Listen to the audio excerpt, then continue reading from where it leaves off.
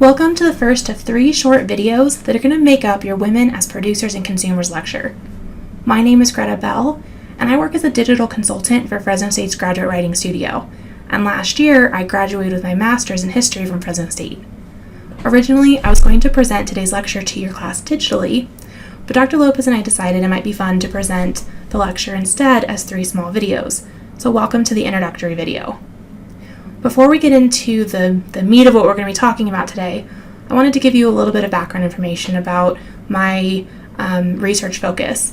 The thesis I graduated with last year was titled Enlightened Discourses on Fashionable Living, Social Change, Tradesmen, and Enlightenment Ideology in England, 1710 to 1750.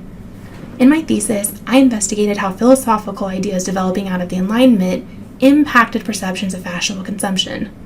In other words, I looked at how Enlightenment ideas like social utility were being used to either defend or condemn tradesmen and their family buying items purely to be fashionable. And as I'm sure you can guess, Dr. Lopez was my thesis chair. When I first entered the master's program, I fully intended to look into tailoring, so the actual people who were making clothing in the Elizabethan period, because there was so much importance placed on what people were wearing, and all of that was created by this one group of people. And I was just really curious what kind of challenges they ran into, and as it turns out, quite a few. Getting paid was up there with their biggest challenge. But as I really got into researching, I was really drawn into the 18th century and this crazy consumerism that was developing, and how that consumerism was impacting all of the working class people, and the people actually producing these goods that were, pushing this consumer boom. So I'm really excited to be here talking to you about this today. And I also just want to tell you, if you have any questions, I put my email on the first slide. Please send me a question. I can point you guys towards more sources, answer any questions you have, whatever the case may be. Feel free to reach out to me. Just because it's, through a video doesn't mean I'm not reachable. And with all of that said, I think let's get started. You all know by now, there was a huge gap between the ideal Christian woman quietly sitting at home, being chaste and modest, and the realities of actually functioning as a woman in early modern society. When it came to how women functioned economically, this was no different.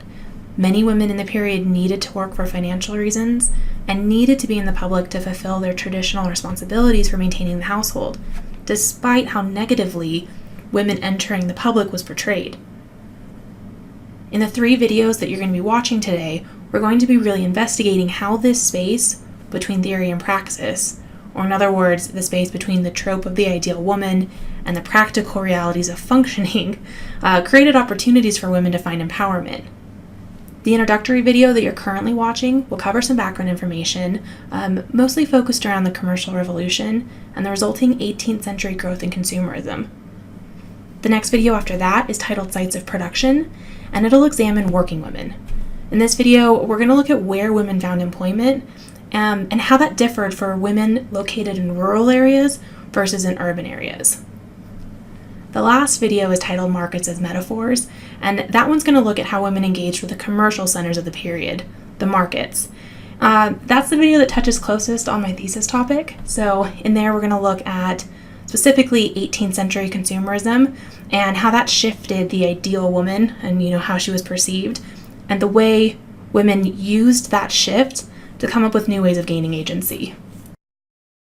Now that we've established the overview for these videos, let's dive into our background information. We're going to start by discussing the commercial revolution. This phenomenon, which unfolded slowly during the 10th through the 14th centuries, was a response to the fall of Rome and the political fragmentation that followed. As the dust settled, people flocked to towns and villages where there was a sense of political stability. And these growing communities often found themselves with the manpower to produce goods in excess of their community's needs, which they then began to trade with neighboring areas. While not happening overnight, this expanse in trade ultimately culminated with European countries engaging much more extensively in international trade. I'm going to go into that in more detail in a few minutes, but the point I want to make right now is that by the beginning of the early modern period, this increase in international trade started both a flow of wealth and increased the availability of luxury goods in a way that really benefited the upper echelons of society. In the context of our lecture today, women as producers and consumers, the commercial revolution is particularly important to understand for two reasons.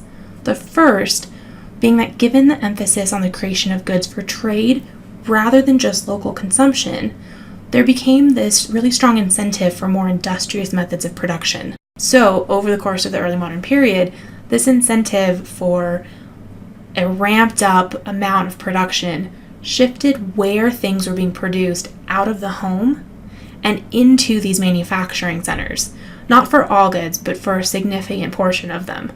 This is a change that really gained speed as we start moving into the 18th century, and a lot of historians argue that it really laid the foundation for what we eventually come to see in the Industrial Revolution. For the context of our lecture today, the importance of this shift of production away from the home and into manufacturing centers is that it significantly impacted the economic opportunities available to women, and it necessitated many women to look further outside of their home for places where they could start making a little bit of extra income. To demonstrate how this happened, I'm going to use the production of cloth as an example, because cloth was one of the major commodities being exported in this period, and it played a huge role in the commercial revolution. So, prior to the commercial revolution, the cloth worn by the majority of people likely would have been made either at home by their mothers, wife, daughters, what have you, and made for the exclusive use of their family, or potentially by someone else in their immediate community. With this increased emphasis on the exportation of cloth that came out of the commercial revolution, however, cloth now needed to be produced in much greater quantities, which necessitated a more professional manufacturing setting to produce the cloth. This change in cloth production created two overlapping issues that put pressure on women to find new sources of income. First, because cloth was becoming much more widely available, it wasn't as necessary for someone's mother, wife, or daughter to make the cloth for their family. It was just far more affordable and far easier to source elsewhere than it ever had been before. And a woman's production of cloth at home became a much less viable source of additional income for the family because, again, cloth was so much more affordable and widely available than ever before. And just to be clear, it wasn't only cloth where we see this type of effect. There were a lot of food items and other small manufactured goods that traditionally would have been made at home for a local market as a side source of income that were becoming more manufactured and produced in larger quantities at dedicated sites. It's just that cloth is a really easy example given how many women engaged in the cloth production prior to this and how central of a role cloth played in these economic changes in this period.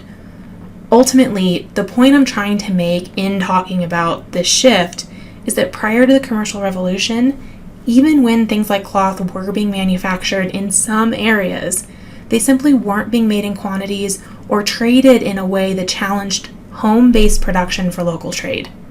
And so these changes put a lot of pressure on women to start finding new places where they could make money.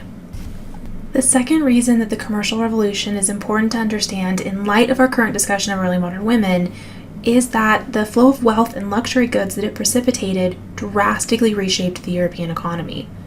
As we'll begin discussing in more detail in the third and final video, during the 18th century, this change to the economy culminated in the widespread availability of consumer items, even among the middling segment of society that up to this point hadn't had much access to these types of goods. These changes to the European economy really got their start in Italy, which was perfectly situated to act as the gateway between Western Europe and the Eastern world. And this is important because when the commercial revolution began, the East already had a stable and active system of trade. So all Italy had to do was plug into that system and start spreading Eastern luxury goods to the rest of Europe. We start to see an influx of things like peppercorns, perfumes, and silk fabrics that became really popular imported luxury items in Western Europe. In exchange, Italy then began to export woolen cloth from Western Europe into the East. As we get closer to the early modern era, Europe realized that rather than just relying on the East for luxury goods, they could start producing them on their own and tap into that growing demand for luxury items. For example, Italy They began producing high-quality silk cloth during the second half of the 14th century, with the production increasing substantially as they moved into the 15th century. Other countries followed suit, which eventually lessened the importance of Eastern goods and really worked to drive the European economy. So, as we approach the end of our period and we start getting into the 18th century, particularly within England, all of these changes came to a head, and we see what historians have deemed the first true consumer culture. There was this dramatic expansion of the production of consumer goods, which for the first time became available to the majority of society. The shift has been called the Consumer Revolution, and it saw the middling strata of society actively pursuing fashionable goods in a way never before seen. There's one historian I've read that characterizes this as the first moment that fashion trends started changing over in a period of months rather than years, decades, or even centuries. So a lot was happening as far as this pursuit of fashionable goods. And this change really shifted how the ideal woman was perceived to take into account this rise in fashionable consumer goods.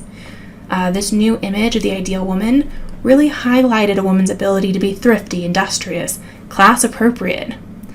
This shift also really opened the door for new opportunities for women to gain agency. So in summary, the commercial revolution and then the 18th century consumer revolution really reshaped the ways early modern women were able to engage economically and come up with financial support for their families, and the ways in which women reacted to these changes and worked within the system to find some sort of power, or maybe empowerment's a better word, is going to be what we look at in the next two videos. So thank you for watching this introduction, and please make sure you watch Sites of Production next. Thank you.